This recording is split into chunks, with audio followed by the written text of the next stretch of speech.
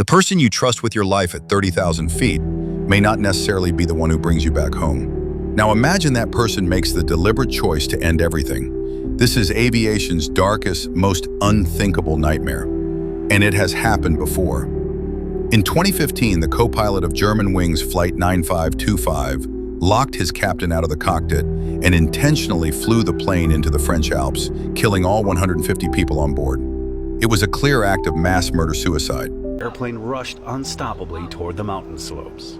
The flight recorder that tracked the entire situation and allowed the reconstruction of these events stopped working at 9:41 a.m. This followed a horrifying pattern seen in other tragedies, like LAM Mozambique Flight 470. 3 minutes after the first officer leaves, the altitude is adjusted 3 times. Captain, open this door. Captain Fernandez deliberately takes his plane out of cruising altitude and crashes it into the ground. In Silk Air Flight 185. While still cruising at 35,000 feet, less than a minute after disabling the FDR, Ming puts the 737 into a hard right roll. Duncan Ward now has no hope of saving the plane. It's all over in less than a minute. A lone pilot, a locked door, and a deliberate, fatal descent. Now, the recent, baffling crash of Air India Flight 171 forces us to confront this difficult subject again.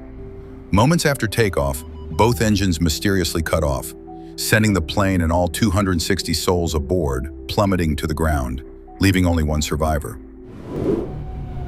Why did you cut it off? I did not do so. The key clue from the cockpit voice recorder is a haunting exchange. One pilot asks the other why he cut the fuel control.